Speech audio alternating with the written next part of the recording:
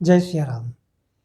कल हम लोग चर्चा कर रहे थे कि प्रभु श्री राम जी और उनकी सेना के द्वारा राक्षसों की बड़ी भारी सेना जो युद्ध करने आई थी, उस सब की सब मारी गई।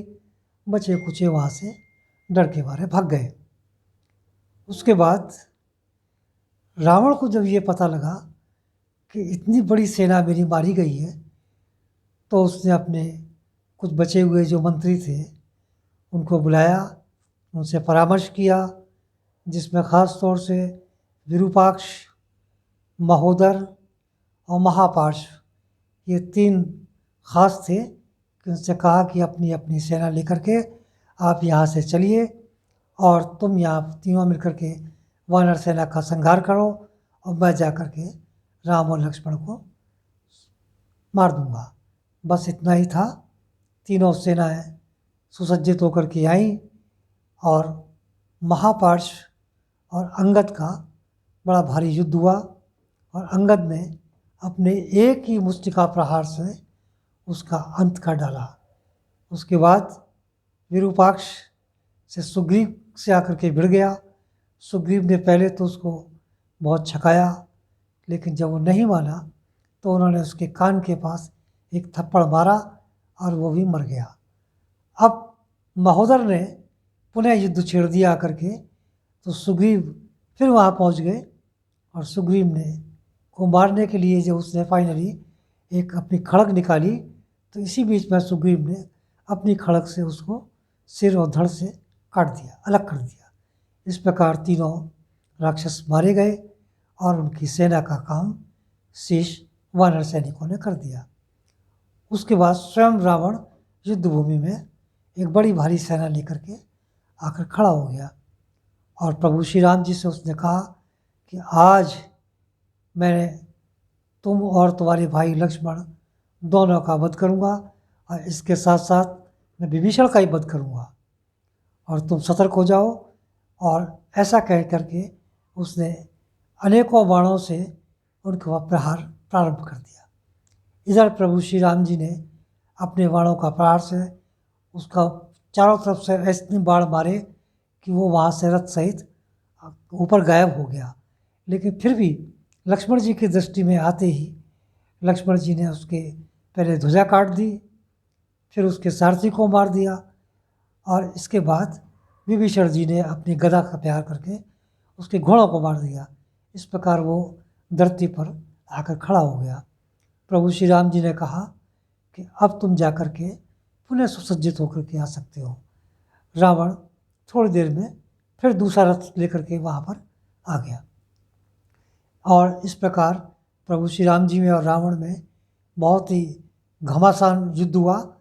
इसी बीच में लक्ष्मण जी आए तो उसने लक्ष्मण जी पर एक शक्ति का प्रहार किया।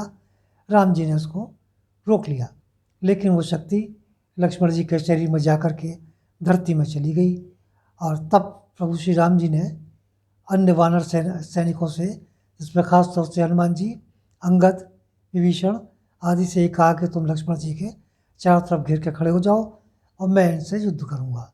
फिर प्रभु श्री राम जी ने उसको घमासान युद्ध हुआ और इस युद्ध करते करते वो एक तरीके से थक गया और घायल हो गया और घायल होने के बाद उसका सारथी फिर उसको युद्ध भूमि से ले गया।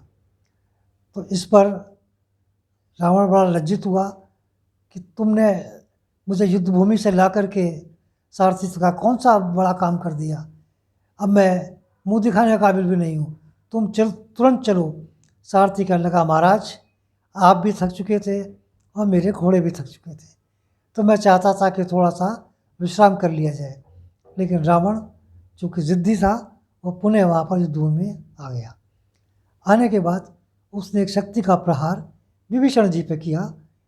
तो विभीषण जी पे जब प्रहार किया तो लक्ष्मण जी ने उसको पीछे खींच लिया और उसकी शक्ति बेकार हो गई। इसके बाद प्रभु श्री राम जी ने उसको फिर बाणों मार मार करके उसको वहाँ से घायल किया और फिर वो बादलों में घायल हो गया। इसी बीच में ऊपर देखने वाले महर्षियों ने, देवताओं ने आपस में चर्चा की और चर्चा करने के बाद उन्होंने इंद्रदेव से कहा कि अब आप प्रभु श्री राम जी की सहायता करें। तो उन्होंने अपना अजय रथ भेजा और इसके साथ साथ अमोघ बाण और धनुष भेजे। बस सब मातली उनका सारथी था, वो साथ आया था। मातली ने आकर के प्रभु श्री राम जी को युद्ध भूमि में नमस्कार किया और कहा, प्रभु मुझे आपकी सेवा में इंद्रदेव ने भेजा है और ये आपका कवच और ये आपका अमोघ धनुष और बाण है। तो उसको प्रभु श्री राम जी ने स्वीकार कर लिया। इधर अगस्त मुनि आए और उन्होंने आकर के प्रभु श्री राम जी से कहा कि इसको ब्रह्मा जी से वरदान मिला है, तो आप इसके ऊपर केवल ब्रह्मास्त्र का ही प्रयोग करें।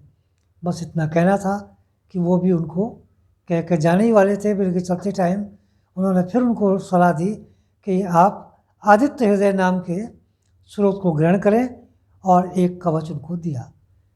तो उनके जाने के बाद वो रावण जैसे ही उनके दृष्टिपथ में आया, प्रभु श्री राम जी ने उसको अनेकों बाणों से मारा और मारने के बाद उसका जब सिर धड़ से कटता था, लेकिन वो प्रभु महादेव की शक्ति से वो पुनः उसके पास दोबारा पैदा हो जाता था।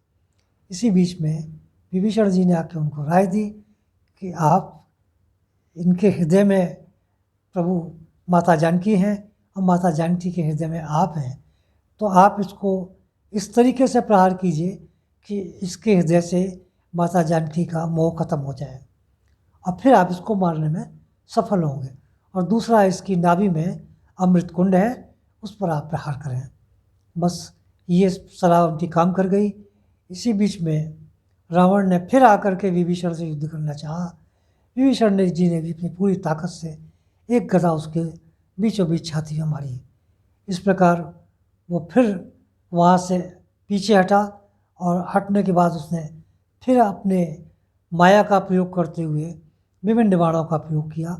अंत में प्रभु श्री राम जी ने उसको ब्रह्मास्त्र मार करके उसको मार दिया। और मारने के बाद प्रभु श्री राम जी ऐसे खड़े हो गए कि जैसे कोई कुछ हुआ ही ना हो।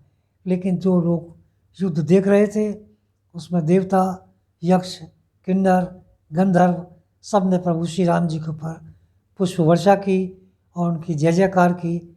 और इतना करने के बाद वो वहाँ से विदा लेकर के नमस्कार करके चले गए। प्रभु श्री राम जी ने इधर सारे वानर सैनिकों से इसका जो उन्होंने मेहनत की थी, जो उन्होंने परिश्रम किया था, उसका बहुत बहुत प्रभु ने उनकी सराहना की। लेकिन इसी बीच में जब इंद्रदेव आए तो उन्होंने पूछा कि प्रभु मैं आपकी क्या सहायता कर सकता हूँ। तो उन्होंने कहा, इंद्र तुम्हारे पास अमृत है, तो इनकी तुम इस प्रकार की अमृत वर्षा करो ताकि हमारे सारे वानर सैनिक पुनः जीवित हो जाएं और स्वस्थ हो जाएं। लेकिन याद रहे कि इसकी कोई चींट किसी राक्षस पे ना पड़े।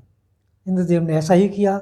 सारे वानर पुनः स्वस्थ होकर के, बिल्कुल निरोगी होकर के, बाणों को जिनके शरीर में घुसे थे वो सब निकल गए और वो भी प्रभु श्री राम जी की जय जयकार करने लगे। इसी के साथ आज का मैं कार्यक्रम यही समाप्त करता हूँ और आप लोगों से मैं ये अनुरोध करता हूँ कि यदि अच्छा लग रहा है तो कृपया इसको अधिक से अधिक शेयर कीजिए। आज